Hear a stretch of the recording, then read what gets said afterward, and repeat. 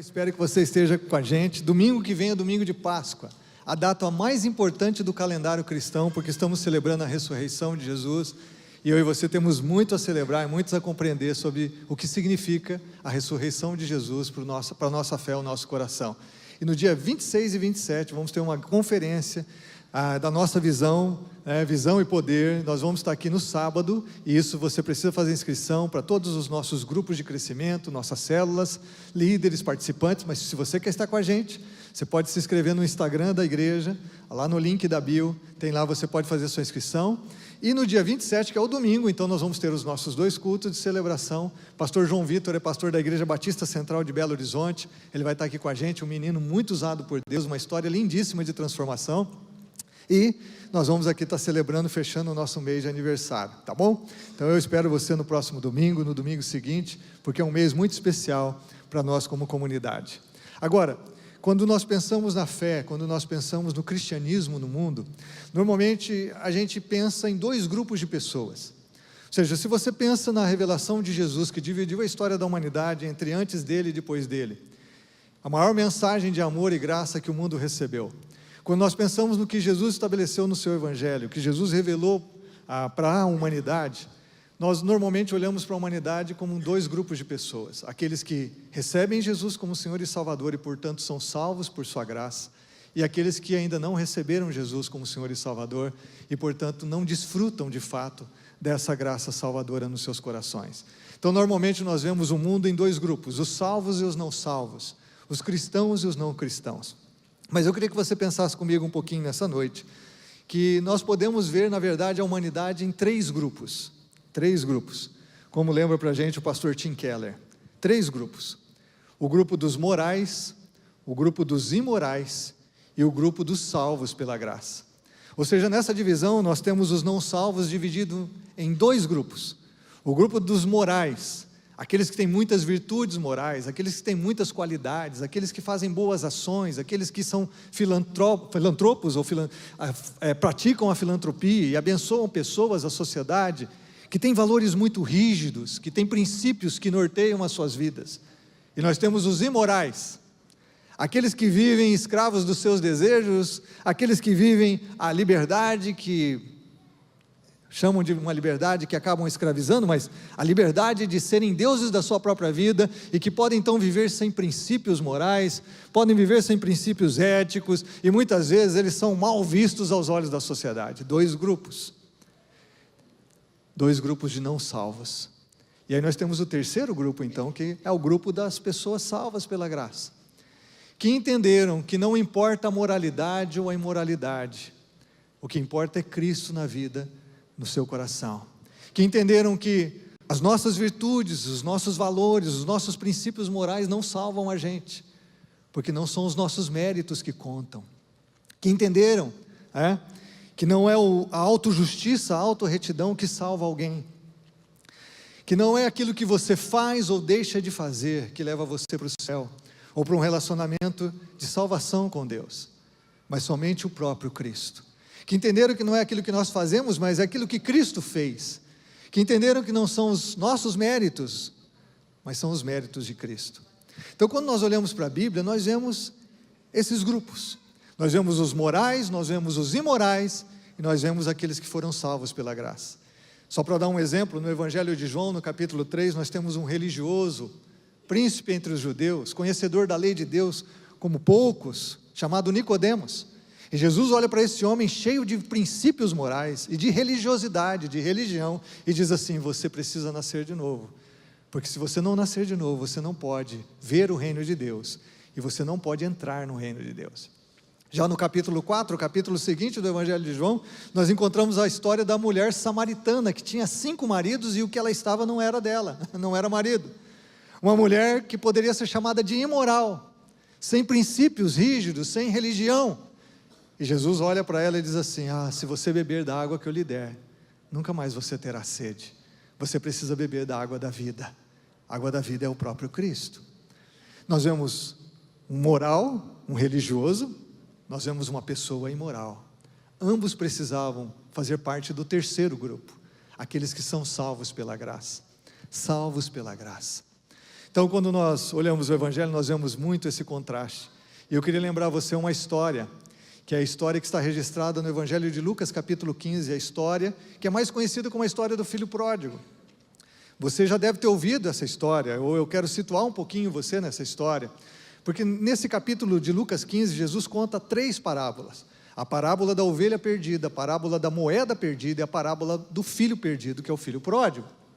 E Jesus conta essas parábolas exatamente porque os religiosos da sua época, os morais, não toleravam os imorais, porque os morais julgavam os pecadores, condenavam os pecadores e achavam impossível que Deus se importasse com os pecadores. Então Jesus conta essas 3 parábolas.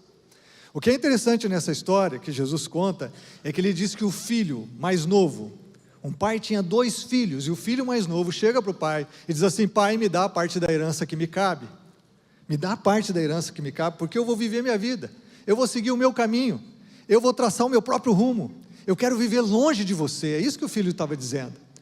E a Bíblia diz que o pai, que nessa história representa Deus, deu a parte da herança que cabia ao seu filho. Isso era um pecado terrível, ainda mais no contexto judaico, onde a parte da herança maior ia para o filho mais velho. Mas não só isso, um filho que pedisse parte da herança antes do pai morrer, significava que ele de fato estava desejando que o pai morresse, que ele não se importava com seu pai. Mas o pai deu a parte da herança. A Bíblia diz que esse menino gastou os seus bens, a riqueza que ele recebeu, no prazer, no pecado.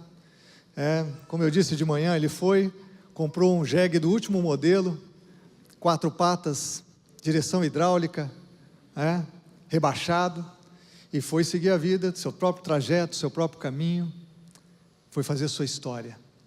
Só que, como a Bíblia revela, e como muitos de nós podemos testemunhar aqui, quando nós escolhemos viver longe do Pai, que representa Deus nessa história, nós sempre vamos para um caminho de futilidade, de vazio, um caminho de pecado, um caminho de miséria. O pecado sempre promete alegria e paga com tristeza, ele promete prazer e traz dor e sofrimento. E essa é a história desse menino. Ele gastou tudo que tinha, e ele se viu realmente em consequências terríveis. Os amigos o abandonaram, ele não tinha mais como se sustentar.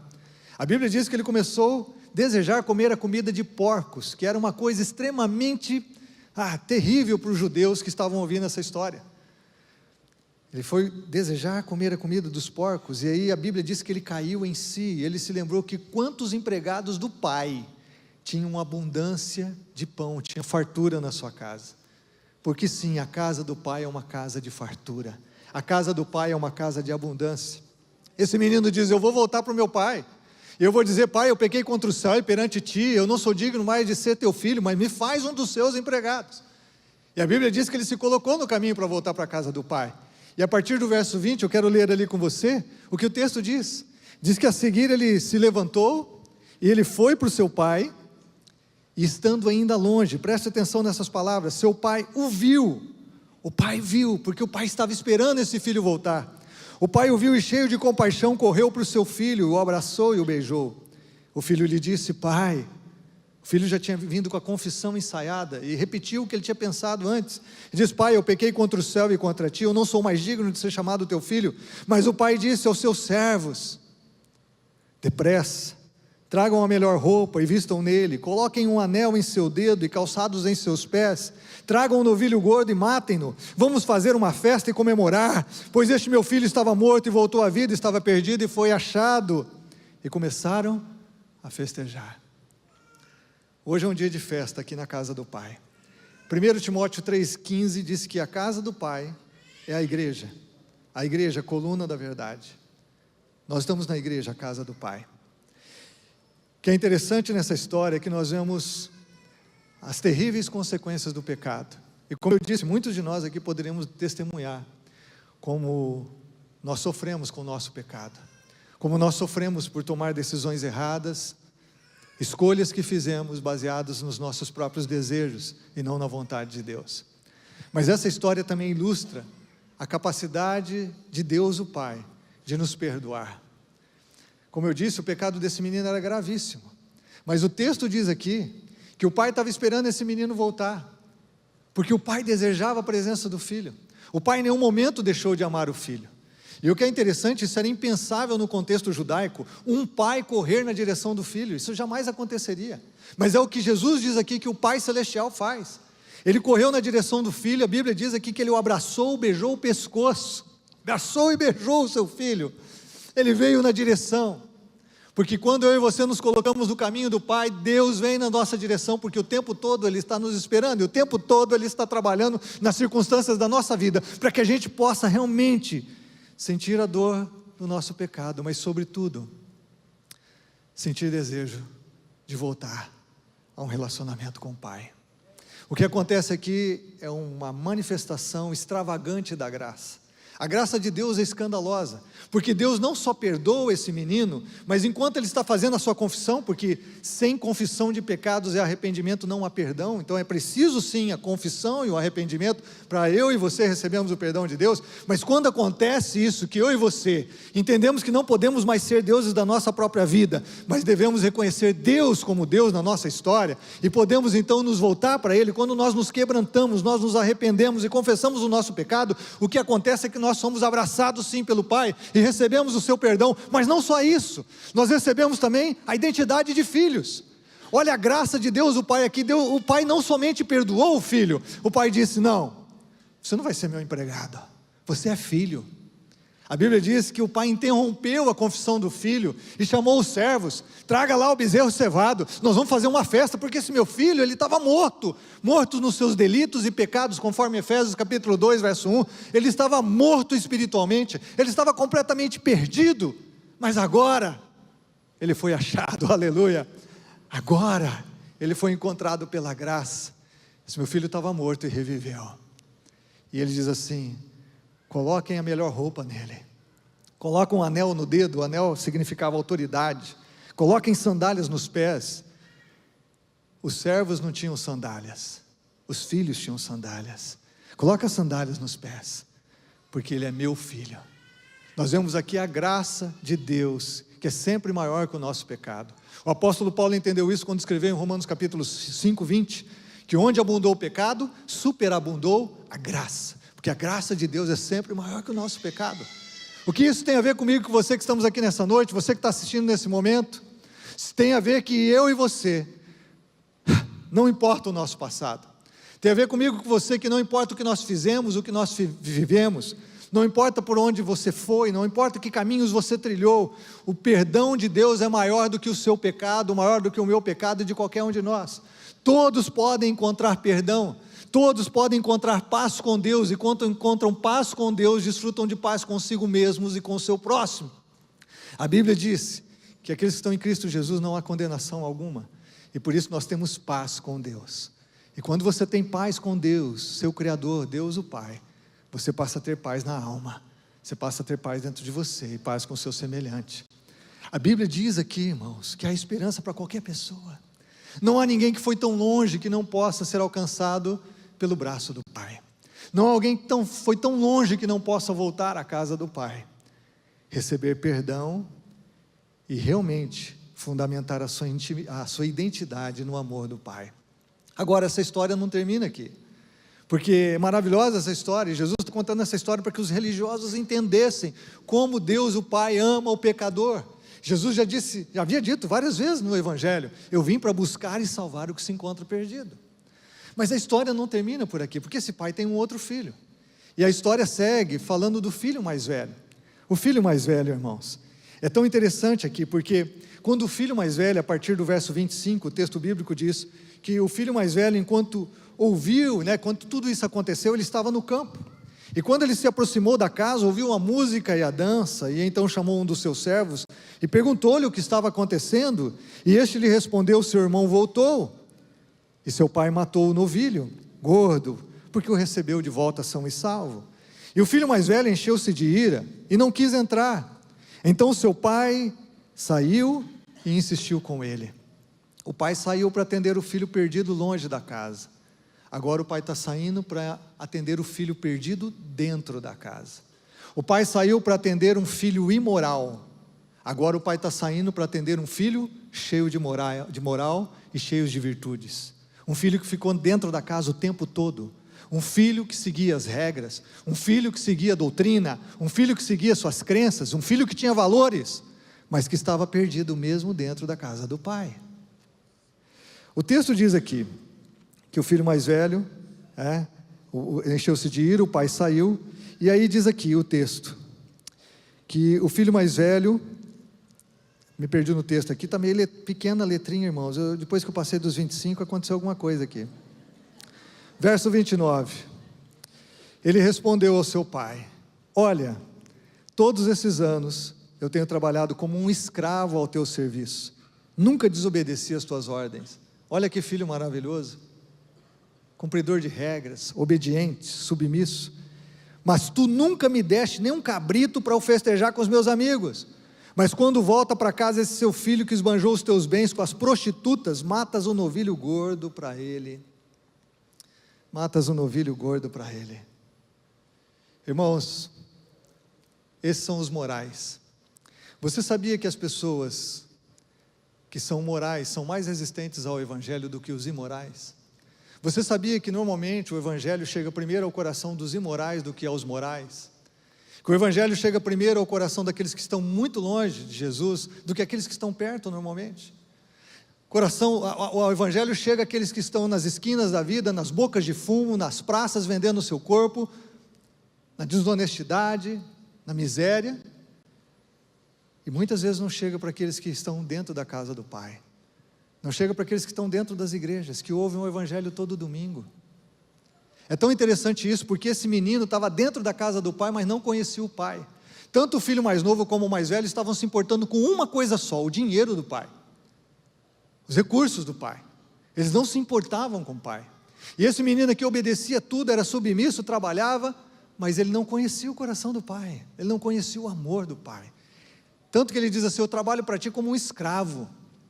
Porque aqueles que estão na casa do pai, aqueles que pertencem à igreja, mas que ainda não são igreja porque não receberam a graça, mas que se convencem que são igreja, se enganam que são igreja, e estão na casa do pai, eles não fazem por amor. Para eles, viver como cristãos é um peso, é um fardo. Seguir regras, seguir mandamentos, seguir credos, é um fardo para quem não conhece o amor de Deus. Deus nunca quis a obediência pela obediência. Deus não quer que você obedeça a Ele simplesmente por obedecer. Deus quer que você obedeça porque você ama. E é por isso que Jesus diz que o maior mandamento é amar a Deus sobre todas as coisas. Porque quando você ama Deus de todas as coisas, consequentemente você vai obedecer. Quem ama a Deus, a obediência é um resultado natural do seu amor. Quem ama a Deus obedece, tem alegria em obedecer, porque conhece o coração do amor do Pai, conhece o coração cheio de graça, porque conhece quem é o Pai, sabe que Ele tem o melhor, que não há vida mais fabulosa, mais cheia de sentido e propósito do que a vida na presença do Pai. Não é um peso, não é um fardo, irmãos.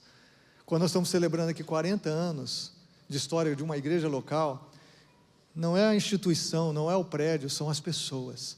O reino de Deus é feito de pessoas. Quando nós estamos aqui celebrando, nós estamos celebrando aqueles que ao longo dos 40 anos puderam ouvir o evangelho aqui. Aquilo que a igreja pôde fazer diferença nessa cidade, mas sobretudo, aqueles que puderam se render a esse evangelho e desenvolver um relacionamento de amor com o Pai. Nós podemos dividir a humanidade em 3 grupos: os imorais, os morais e aqueles que são salvos pela graça.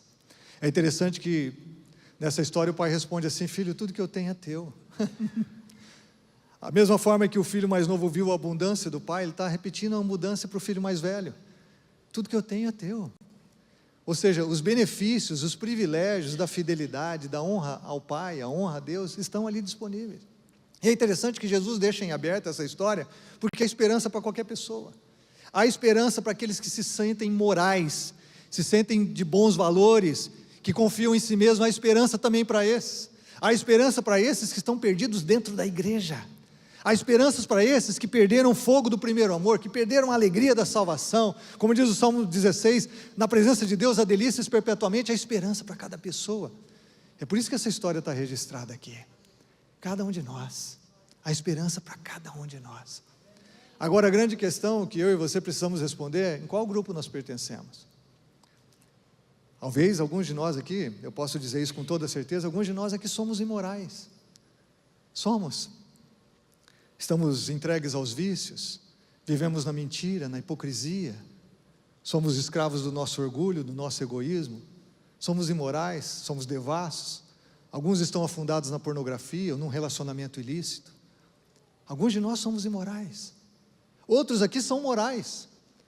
Você frequenta a igreja, quem sabe você é até membro de uma igreja, você tem virtude, você defende a religião, mas a questão não é essa. A questão é se você conhece o amor do Pai, se você conhece o Pai na intimidade, que o que é mais importante para você, não é o que o Pai oferece, mas é estar na presença dEle, não é o que o Pai tem para você, é quem o Pai é para você, essa é a maior diferença, você que entendeu. Então a questão aqui é quem você é nesses grupos, se você é o imoral, se você é o moral que confia nas suas virtudes. E eu posso dizer para você, tem algumas pessoas aqui na igreja, que estão há anos aqui, que confiam nas suas virtudes, confiam na sua religiosidade, mas não vivem um relacionamento de amor com o Pai, não tem o calor da presença de Deus, não tem a devoção daquele que ama, não tem a paixão daquele que reconhece a graça. Onde você está? Será que você pode dizer com certeza, eu estou naquele terceiro grupo, aqueles que são salvos pela graça, que sempre tem um sentimento de indignidade, de imerecimento na presença de Deus, e que isso nos constrange, aqueles que desfrutam de um constrangimento santo no seu coração, porque são constrangidos por esse amor que nós cantamos aqui, acabamos de cantar no amor de Deus, amor de Deus. E quando nós estamos no amor de Deus, irmãos, não tem sacrifício, não tem peso, não tem fardo, é a religião que esfria tudo, é a religião que faz com que você siga Jesus de forma rígida, preso a métodos, a coreografia, preso a mandamentos de homens, a costumes humanos e não a vida livre do Espírito, que é a paz na alma e uma alegria profunda dentro do teu ser, onde Jesus transborda dentro do teu coração. Nós estamos aqui nessa noite, irmãos, para celebrar Jesus. Estamos celebrando o aniversário da igreja, mas nós estamos aqui para celebrar Jesus. E eu creio, irmãos, que hoje é um dia de salvação para alguns que estão aqui. É o dia de você entregar sua vida a Jesus e entender que se você não voltar para a casa do Pai, você vai continuar comendo comida de porcos. Você vai continuar se alimentando das coisas que são sujas nesse mundo. Você vai continuar nutrindo a sua vida com porcaria, com coisa que não presta e que vai acabar te destruindo. Eu queria que você que está aqui nessa noite entendesse que hoje é dia de você voltar para a casa do Pai, para o colo do Pai, para o calor da presença do Pai, não ser um religioso. Nós sempre dizemos aqui, irmãos, cristianismo não é uma religião no sentido em que você faz coisas ou deixa de fazer coisas para receber méritos e ser salvo, não. Cristianismo é um relacionamento de amor com Deus o Pai através do seu Filho Jesus, onde nós somos salvos por sua imensa graça. Hoje é dia de gente voltar para Jesus, de fato. Alguns de nós fomos longe da casa do Pai e nos perdemos. Alguns de nós nos perdemos dentro da casa do Pai. Há muita gente perdida dentro das igrejas, continuam frequentando a igreja, mas sem um coração conectado com o coração do seu Pai celestial, sem estar conectado com o Deus de amor e graça. E nós vamos orar nesse momento. De manhã eu falei um pouquinho da nossa identidade visual, da nossa logo, porque eu quero que você entenda, você que está chegando na nossa comunidade, quando nós mudamos a identidade da igreja, nós não queríamos uma cruz, uma chama, não, nós queríamos algo que comunicasse um valor muito profundo da nossa comunidade, que um adolescente, um jovem podia usar na camiseta, no boné, na touca, como nós temos aí para a galera, que eles pudessem identificar e que pudesse dar a oportunidade deles falarem do Evangelho. Muitas vezes as pessoas perguntam para mim, eu digo, olha, é que a nossa comunidade é um lugar de encontro, você vê as duas setas ali vindo na direção diferente, é um lugar de encontro entre pessoas e pessoas, porque nós somos uma igreja relacional, por isso nós não temos grupos, culto durante a semana, nós só temos os grupos, porque nós entendemos que o reino de Deus é feito de pessoas, e que pessoas se relacionando umas com as outras, é que podem viver e crescer a imagem de Jesus, o discipulado só acontece através de relacionamento, mas há algo ali também muito especial, se você olhar a pincelada ela está incompleta, E ela está incompleta por quê? Porque aqui é lugar de gente em transformação. Não tem ninguém aqui perfeito, não tem ninguém aqui que já viveu tudo que Jesus tem para ele. Todos nós aqui estamos em construção, em processo de transformação, pela graça que é mais abundante do que o nosso pecado.